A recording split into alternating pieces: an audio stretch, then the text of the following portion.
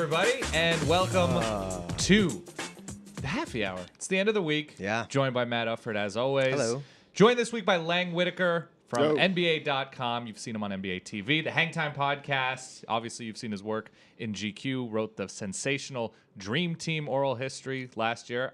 It was really good. I've been reading since Slam Online. Of course. Yeah. Back in the gray background, white font. Oh, yeah. Oh, that's art, by the way. That was That's back in the day. design. But it is NBA Finals time, of course. Last night was Game 4. The series is now knotted at 2 apiece. So very exciting times to be an NBA fan, to be a fan of Spurs and the Heat. I guess first off, right now, vision-wise, how do you see this going? I don't know. Yeah?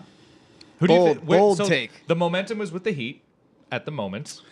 It's gone back Possibly. and forth. Yeah, it's you gone know? back and forth. Here's the thing: going into the finals, the last 10 games the Heat had lost, going back to like January 10th. The games after those 10 losses, they were 10-0, winning by an average of 19.9 dominant. points a game. Ridiculous. They've lost 2 games in this series. They lost game 1. They won the next game by 20 points. Right. They lost game 3, and they won last night, kind of going away. I mean, it wasn't 20, but They pulled away easily in the second half. yeah, fourth quarter was in hand down the stretch. Right. So at the same time, I think they're like 5-5 in their last 10 games or something like that. Not Right. great. Up and down. So I don't know. I mean, it could. I wouldn't be shocked if it went either way. If the Spurs win 2 of the next 3, would anybody be surprised? If the Heat win 2 of the next 3, would anybody be surprised? Absolutely not. I think a lot of it's on Dwayne Wade. A lot of it's on Dwayne Wade, who was ridiculous last night, Yeah. going for over 30 points, looked like the Wade of old. LeBron was very careful to call him Flash afterwards, Yeah. as if he was back, as if it was the old Dwayne Wade.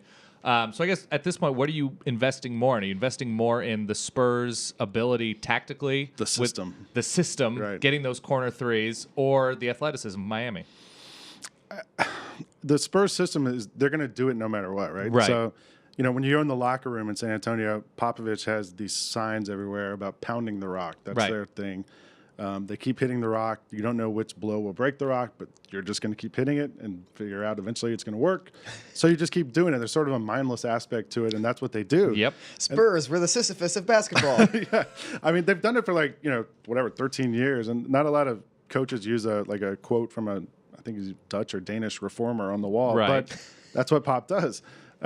With the Heat, with LeBron, it's been interesting to me, like this last 2-3 games, especially game 2 or game 3, when people were really criticizing him after the game. He didn't score enough. He wasn't doing enough for the team. Right. And he's talked forever about how he plays the right way with air quotes. He makes the open pass. He finds the guy who's open. He's not going to force something that's not there. Right. And in a way, all of us wanted him to play the wrong way. We wanted to see him shooting over double teams, dunking on guys, getting to the free throw line. Yep. He wouldn't do that. They The lost. Lang Whitaker way, if you will. Yes, the way I patented back Right. in my junior varsity days. Sure. But I don't know if LeBron playing one way or the other makes that much difference if Wade isn't opening things up. Like last night, Wade was active, doing stuff, dunking. Right. 6 steals. Yeah. That is the old school Flash. Ridiculous. I also like the Heat in black jerseys with the black paint on the Spurs court. Right. It was like LeBron and D Wade just like materialized anytime they got a steal. They're like, I didn't Yeah. see him. Where did he come from? It was like it's like Boise State players on the blue turf wearing the ridiculous.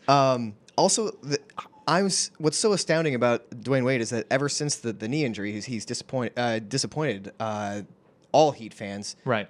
18 games in the playoffs before last night, only hit 20 points once, and those were both 21-point games. Yep. One of them was on 7 of 17 shooting. His first 30-point game since March 4th, before he injured his knee. No, it's unbelievable.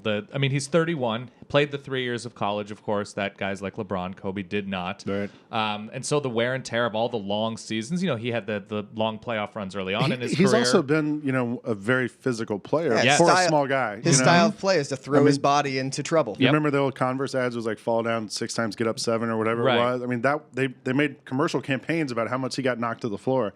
And now, you wonder if he's like a running back who took a lot of hits for 6 years and it starts to catch up with him after a while. Right. How much do you think his physical ability, or perhaps lack thereof, and not just this season, but the coming season or two, will affect not just LeBron, but the NBA, because LeBron has an opt-out year after next It could. season. I mean, but the other thing is that Wade was missing jumpers in games 2 and 3. Like even last night, I noticed a lot. There were plays where he would, like at the beginning of the game, Thiago Splitter was guarding him. Right. He'd got a foul on him, got him out of the game. But when he had big guys on him last night, he wasn't trying to shoot over them. He was fine shooting over Danny Green, fine shooting over Gary Neal, whoever, Ginobili. But whenever the bigs were on him, and I don't know if he just didn't have the lift to get over and to get the shot off over those guys, but he didn't really seem to want to attack those mismatches, which is what they need somebody to do.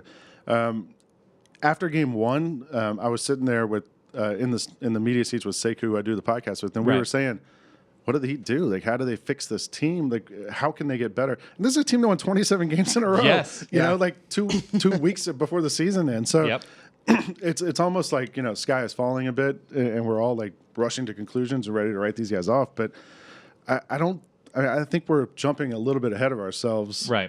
For a team that was so dominant during the regular season that I think unanimously people say this was the best NBA team during the regular season. LeBron almost unanimously won the MVP award. You say these guys, they don't need to, it's not time to all of a sudden get rid of Dwayne Wade to freak out, right. There's little or smaller things there that can probably be adjusted and worked on, but I don't think off 1 or 2 games. What if they win the finals? True. I mean, they're right there. They're back. They have home they're court now. They're defending champ. Yeah. I mean, they're not that far from doing that, so I don't think we should write them off quite yet. How much time have you spent with Greg Popovich, if at all? I asked him a question at game 2. Okay. The first time I met him, I was in San Antonio a couple of years ago, and we did like an oral history of the Spurs in Slam. It's like 2007, maybe. Just their run with Popovich. What the Spurs way is, what the system is. I talked to everybody on the team. I talked to the GM, R.C. Buford, and I talked to Popovich. And the media guy introduced me to him. I'd never met him, and he was like, "Coach, this is Lang from Slam," and he goes, "Slam, that's like it's like U.S. News and World Reports, right?" And what do you say? I was like, yeah, well, they kind of stole our style, but that's where we sensibility-wise is very similar. At practice, shoot around before game 2 in Miami, somebody, I guess one of the Heat players or Spoelstra had talked about the Heat playing with fear, and that's what was going to drive them in game 2. Not being afraid, but just having the fear. And Popovich started talking about how, well, one thing we've talked about for 15 years is appropriate fear. And he went into this whole thing about appropriate fear and talked about it. And so when he finished, it was just kind of silent. And so I said, how do you know what level of fear is appropriate in what circumstance? And he goes, you figure it out. I've heard that from a lot of NBA writers that Popovich doesn't make for great quotes, but he has a very dry sense of humor. Yeah, I think he knows he's in on the joke, right? Yeah. I would love to see one of the between quarter interviews, somebody to ask him a question and him just to give like the slow burn stare and not say a word for the whole 20 seconds. Sure, just tell them ahead to slow push into. That would be fantastic. That would be. I want a road trip between Popovich and Phil Jackson. I would watch that. You have power at NBA.com, NBA TV. What about, Seinfeld has that show, comedians in cars. Coffee. What about coaches in cars getting coffee? I would watch it. It would have to be a large car because you got some leggy man in there and Phil Jackson. Right. That is true. Phil Jackson a special could chair. supposedly unlock question. Both sides of the doors at the same time. That's right. What you got, Will? All right, so Spoelstra and... Somebody's talking in my head. Yeah. Yeah, sorry. Spoelstra and Popovich, half-court fight. Who wins? Just fist fight, bare knuckles. Well, Spoelstra's got youth. I don't know I don't know his athletic background. Pop has military training. True. Really? I'm gonna have to go with Pop. I'm going Pop. I think that might be kind of obvious. He's got that old man wily skills. Whereas Spoelstra, by the way, I want to ask about Spoelstra's your take on him as a coach, because I think he's a little bit underrated just because of the way that he looks, and because you have the assumption that LeBron's going to do everything and take care of it. But I think that Spoelstra is actually kind of underrated. As a coach. He was handpicked by Pat Riley, one of the great coaches of all time. LeBron and Bosh signed knowing he was the coach. They came to be a part of Spoelstra. He's been there 3-4 years now. He's been to the finals twice. He's won 1 title. He could win 2 titles back to back. Right. Which not many coaches ever have done. I mean, he could very easily, in the course of 2 or 3 years here, go from being a complete unknown to being one of the great coaches in the history of the NBA. It is tough though, his size, because you think about like the legendary coaches that have Yeah. come through the league, and they're giants. A lot of just physically large people that have played in Well, the they, league. they also don't have the haircuts of like a 12-year-old boy. That's true. That is true. Spoelstra's not tiny. I mean, I guess he's what 6'1". Oh, is he? Okay. Yeah. I guess He's not he like still Mike looks so Fratello. young. No, he's not like really small. But I think he's he doesn't have that background of having played in the NBA for Right. a long time, what a lot of guys have, and so Right. you kind of maybe like assign some level of athleticism to those guys or whatever. Right. But- All right. Let me ask you this: as we watch this, and you've been at the games and you've watched it on TV, Mm-hmm. just from a sheer entertainment perspective, how does this finals rank to recent ones of the recent 2000s, 90s, 80s? Just from a television spectacle that you have the characters and the storylines and the back and forth. How does this rate so far? I think the storylines are pretty well developed, right? I mean, Right. you know, going in, here's the Spurs. These guys have done the same thing forever. Here's the Heat, the big three, not one, not two. They're going to win all these titles. There's a lot on the line here for them. Not as much on the line for the Spurs, probably because they've won these titles before. You know, if they win a title now, sort of like the cherry on top. If they Right. lose, you're like, well, they were old. We didn't know.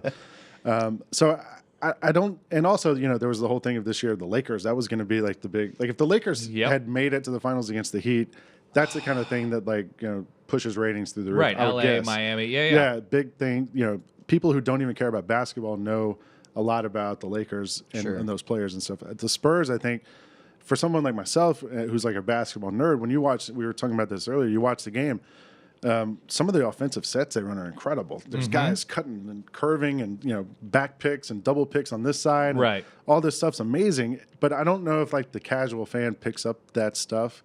I was actually, when I was thinking about this today on the way here, because I know you guys aren't, you know, the NBA is probably not your Right. favorite sport. We're more sort of mainstream casual with the NBA. We just enjoy watching it and then sort of Is it taking entertaining in. to you guys? This Yeah. series? Yes. I've this is my first year really paying attention to a full season of the NBA. Yeah. With having a little bit of Nets tickets, so I went to a bunch of games early on, and ordinarily it's like football season ends, it's the NBA All-Star break, second half of the season. Okay, now it's Right. time to tune in. Right. But with this season, I feel like there's kind of an undercurrent of, I don't want to say finally appreciating the Spurs, but as an NBA kind of casual fan, I used to always hate the Spurs.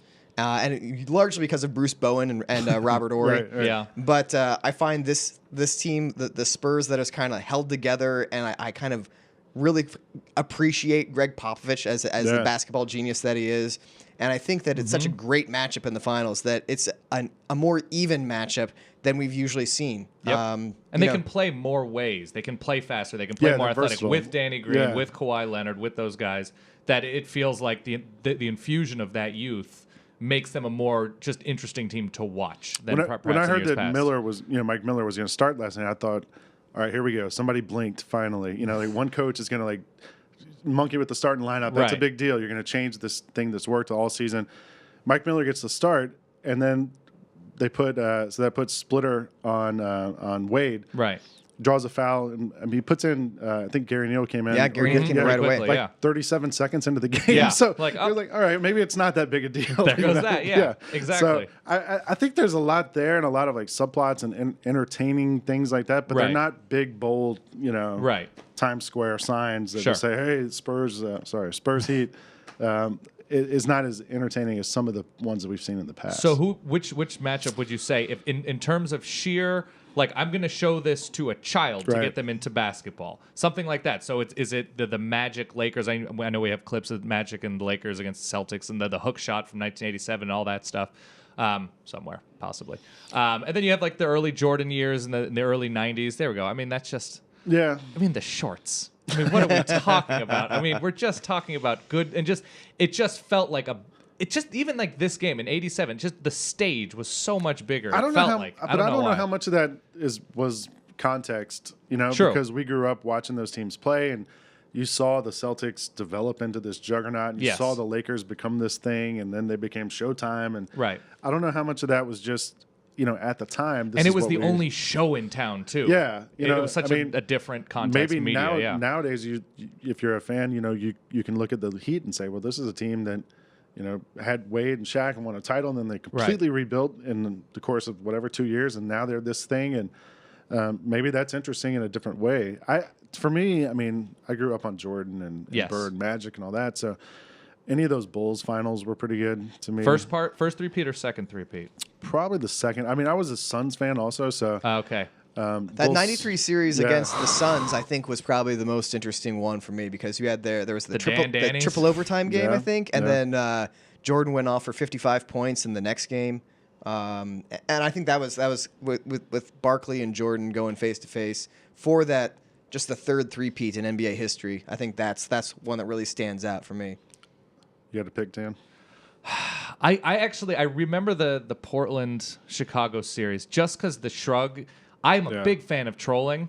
And, and that felt like one of the original 90s basketball troll moments. Just like, I can't stop hitting threes. I don't know what's going on. That was a pretty good one. I just, that moment is so like ingrained in my head. So for that to me was pretty big. And then the beginning of the Lakers mini dynasty, their three-peat Yeah. at the turn of the century, especially that Indiana series when Right. Indiana's older, the Lakers are younger. It's sort of the Kobe's first real moment when he Yeah. starts going off, and seeing Kobe just take Mark Jackson to school and just Yeah. hit floater over Rick Smits, and like it was just, you know, Reggie Miller's still sort of in his prime, but God, that was That none of those that Lakers three-peat also didn't I do grew it up for in me. Los Angeles. Yeah, just saying. So that it felt was good. like because the Pacers weren't old. They were the best of those three championships. Right. The Pacers were old and clearly not up to snuff against the against East Shaquille, Conference, yeah. Shaquille O'Neal was like clearly like no one Right. could stop him. Right. Right. And the Pacers were the only team to take him as far as 6 games. Right. 4-1 was the next one. Iverson got a game out of Right. him.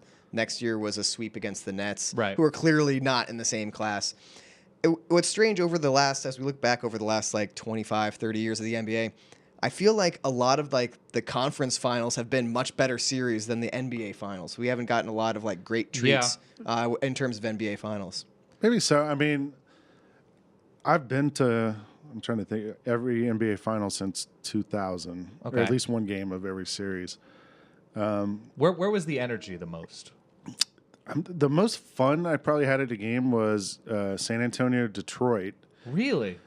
And That was one of the few series that actually went 7 games, right? I think it was game 4 or 5 in Detroit. And it's Okay. the game where Robert Horry got red hot. You remember? And Yep. he started like nailing threes from everywhere. And the fans in Detroit, like, you know, they were so crazy about that team. You would go to, like, I went to the movies the night before the game just to do something. And I saw like 8 people with Ben Wallace wigs on. You know, like I like Walking that. around. yeah, like Yeah. the whole community. Not even is a like, game night, just people are just into it. They can't wait for that game. And the crowd in Detroit was crazy. And then Ori starts making all those shots, and all of us at the press table were like, there's no way this is going to happen. And he Right. just keeps making threes. And then he dunks on, I think it was Rip Hamilton. Okay. Yeah. Right at the end, and it goes to overtime. That game was such an intense game, an incredible game when it was over. My coworker at the time, Khalid Salam, and I, we went back out. We had a rental car. We just went and sat in the car for like 10 minutes in the parking lot, just sat there with the radio on because we were just like so wired from being in the building for that game. That's you know? incredible. I don't know how much that translates on television all the time. It's tough. And you that know? series was sort of like, well, I guess More of the a Spurs are boxing the best. match. I guess the Pistons Yeah. are the best. It was so more I of a guess they're boxing gonna match play. than a basketball series. But in person, I could see that being. It was pretty remarkable. I mean, game 1 of this series was really good too. You know, With the Tony Parker's incredible shot Yeah. that he got off by like 18 thousandths of a second. Yeah. or It was the whatever. best game of the series so far. It was close, and then when he makes that shot, you know, you could feel the air just come out of the building. That's what I find remarkable about this series that we've got, with the exception of game 1, which wasn't the best from either team that we know they're capable Right. of. It's been a great series, but the individual games haven't been all that interesting. We have yet to see like the Heat at their best play against the Spurs at their best. Right. Game 1 was the closest, probably, but even then, you know, I mean, Ginobili hasn't really played well the entire series. Right. He was pretty good in game 1, but So you think otherwise he's he hasn't. due a little bit? You would guess. Maybe? Someone asked Popovich last night. Did you see that? They said, what do you have to do to get him going again? And he was like, if I knew, I would do it. He's like, I'm sorry, I don't know. Oh, that should be an issue I'm thinking about. Thank you. I had totally forgotten about Manu. What's Thanks his for name bringing again? that up. Oh man. Okay. Great. Yeah.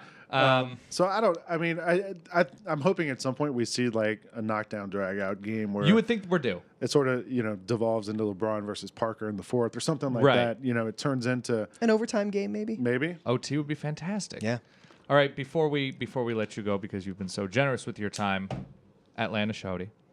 ATL shorty. ATL shorty. I'm so white. I am so Caucasian. Atlanta shorty. At Atlanta, Georgia, shorty. The Hawks. I wanted to touch on this quickly. If you had to, they've got a lot of money potentially. Yeah. If you had to handicap their chances of populating their team with people like Chris Paul and Dwight Howard at this point, salesperson promising aside, how are you handicapping their chances in free agency? My guess, and this has no inside information, is I don't think they have the best shot at those guys. Couple reasons. Number one, Dwight's from Atlanta. I think he wants a bigger stage than Atlanta. He's been there. The Hawks could have had Chris Paul in 2005. They took Marvin Williams instead. I stand by that decision. Didn't work out so well. The one thing that they've got going for them, though, is they have a new general manager, Danny Ferry, who came over from the Spurs. Savvy enough to unload Joe Johnson's contract. Right. So they have a new coach to your team. Yeah. They have a new coach, Mike Budenholzer, who's been Greg Popovich's top assistant for years now. Right. A lot of teams have tried to get him. He finally comes over to the Hawks.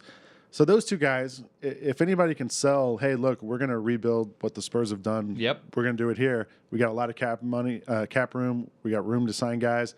We're going to be patient. No one's breathing down our neck. Where are they in the draft? They have 2 picks, I think 16 and 17, something like that. All right. So, it's kind of a weak draft, though. Right. I mean, so maybe they bundled those or something. I mean, it'll be interesting to see what they do. They've kind of set everything up for this summer, and hiring Mike Budenholzer is a pretty good way to start off. So that has all you this stuff. excited if you are a But Hawks fan. I'm always excited for the Yeah. Hawks. Okay. There he What are is. you going to say? All right. Well, his name.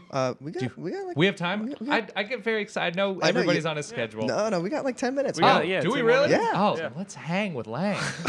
I was like, We can talk usually about you pay attention to your watch. I know. Well, it's rude to do that. Oh, we have time. we can talk about the Nets. Let's talk Nets. Oh man, Jason Kidd. What do you Oh, think? let's see. Let's talk Kid. I don't want to get too emotional about it because hey, maybe it works out great. My instinct, however, is that this is a horrible hire, and I just wish that the Nets, instead of let's make a splashy hire that gets us the headlines, hey, let's make us a smart hire. I mean, George Karl does not have a job right now. Jerry Sloan Does not have a job right now. Phil Jackson is a pipe dream. That's not going to Jerry happen. Sloan's not going to come coach Derek would've Williams. loved No, that. no. I would've But I loved mean, that. they're both Van Gundy brothers are Right. out there, and Jason Kidd, what? You've never coached before? By all means, be our head coach. Here's the thing to me is if it doesn't work out with Kidd, 3 months into the season, you can say, well, look, it didn't work out. Fine. Right. All those other guys are still going to be around. I Or some of them guess. will still be around. Right. And you can try that. I think it's sort of in the shadow of what Mark Jackson just did. So people are going to be Yeah. like, well, True. this guy, Recent player. a Yeah. young guy who can connect to these guys. I mean, but Kidd, I think it's the first guy ever to finish a season and become a head coach the next Yeah. season, and not be like a player coach. Right. I would have really liked to have seen him be an assistant or an assistant coach. Well, I That mean, would've but been a that's great part of thing. the thing is they've talked about bringing in Lawrence Frank as his number one Right. assistant, who's been a head coach in a long time. Ran the Celtics Coach- defense when they were Coach really Jason good. Kidd. Coach Yeah. Jason Kidd The Nets. Yeah. was on those staffs when they went to the final. So, I mean, is it really that much different? I mean, I guess the big difference is that Jason Kidd's the face of your franchise He's got instead the of final Lawrence word. Frank. Of course, yeah. Having seen Mark Jackson in the huddle, it looked like he was more about cheerleading and saying inspiring things than drawing up plays. I think there's something to be said for that. absolutely. true. Yeah, and I don't know that Kidd can do that. I've never seen him. I mean, he's always been sort of a quiet guy. Is he? you Yeah. know? I wasn't. I mean, even on the court, you don't ever see him really being real demonstrative and stuff. Right. Mark Jackson was always talking to guys, talking to the referees, everything. Kidd's always been, I think, a little more political with the way he goes about it. Right. And I don't know how that plays as a head coach. How is he thought of around the league, among players, coaches, people, media, just as a person, as a human? I think he's thought of as a guy who, I mean, he could be a successful coach. I Right. mean, he has number 2 or 3 assists all time, whatever it is. He's been successful everywhere he's been. He comes to New Jersey and he gets kind of credit for single-handedly turning that team around while, Right. Yeah.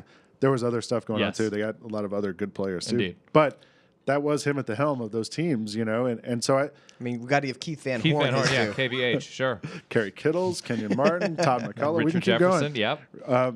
Lucius Harris. We can keep going. Yep. But I think people are gonna. I wouldn't be surprised if he turns out to be a good coach. Interesting. I would be surprised, pleasantly surprised, mind you, but Right. but surprised. Right. Where do the Lakers go from here? As a knows? Lakers fan, I am so clueless. And this was actually the first season, to go back to what we were talking about before, where this was the first season I became a real NBA fan because watching the Lakers was so difficult. Right. It wasn't fun at all to watch a hobbling Steve Nash, watch a shell of what Dwight Howard was.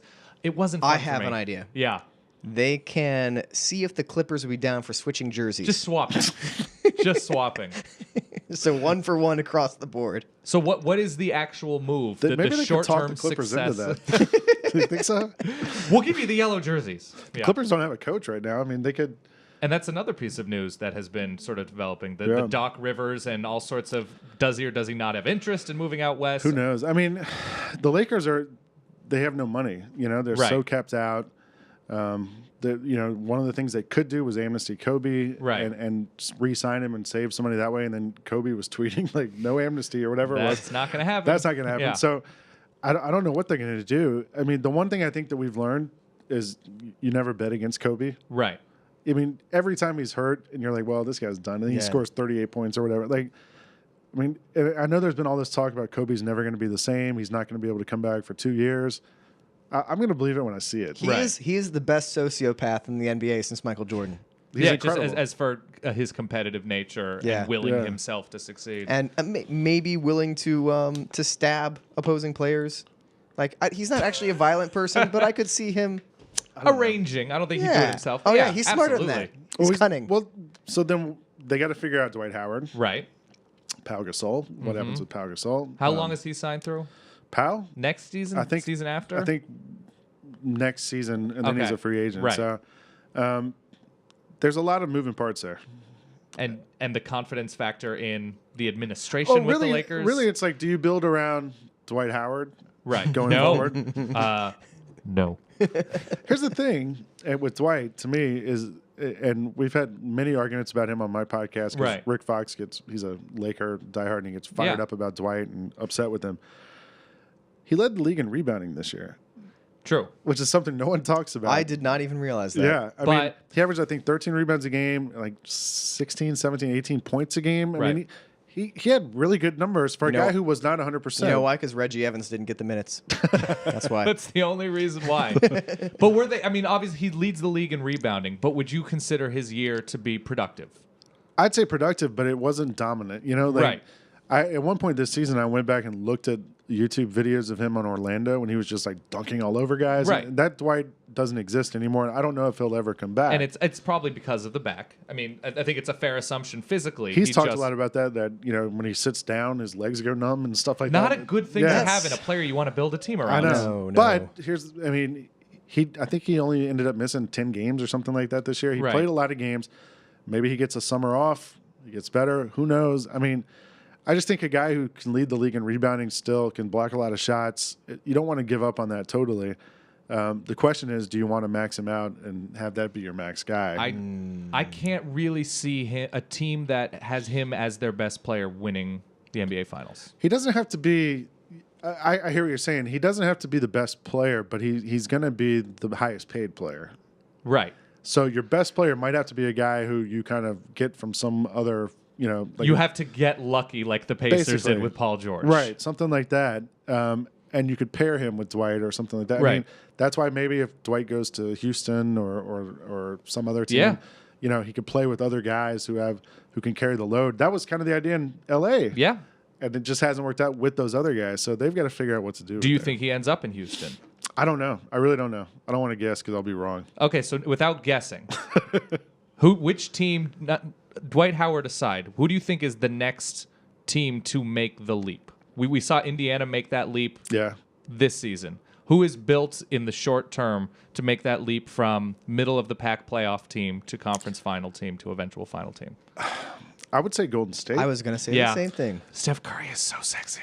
And it's just they've got that the defense built around like a competent center, but who doesn't try to do much, but like changes shots and then ringed around with nothing but shooters. Right. They've got a lot of money in guys who aren't really productive for them, like Richard Jefferson and Biedrich. You know, But those are expiring deals. They can at some point figure out a way to move that and get some other guys in. But for what they have, they're such a young team. Mm-hmm. And Tony Parker was talking about this at the finals, like in game 1 against the Warriors. Like the Warriors didn't miss a shot the entire game, and he was like, what do? You just he was like, he's like, if you lose a series to that team, you just shake their hand and be like, man, that's pretty impressive. It's like the tennis player hitting the racket. Like there's nothing I can do. I mean, you just did whatever it is they that you kind of did. did that, and they can there's that switch they can flip, and all of a sudden they're there. I think Houston's not that far off either. They need some more size. They need size, yeah. But Kevin McHale's an awesome coach. McHale's an awesome piece. James Harden, of course. Yeah. Probably a top 10, 12 player in the NBA now. Right. Chandler Parsons, a nice surprise. Yeah. I mean, I'm not crazy about Lin just as having that point guard piece when you look around the league of who he has to play against deep into a playoff series. Yeah, no. But they could be special. Yeah. I'm curious about that. It's time now. Now it's time. All right. I don't know. I like picking Lang's brain out. I don't want to stop. But thank you again, of course, to Lang Whitaker from NBA.com, NBA TV. Find him on the Hang Time podcast. Please do with Rick Fox. How is Rick? He's good. He's good? He's kind of MIA. We don't really know where. I think he's in San Antonio still. He's just living the life. Yeah, that's him. So listen to the Hang Time podcast. Follow Lang on Twitter at Lang Whitaker. Root for the Georgia Bulldogs just for Lang. How do you feel good about them this year? Really good. Whole offense. SEC East. Gershel. Yeah. All right. There it is. Good show. Thank you very much for watching. Good show. We'll see you next week.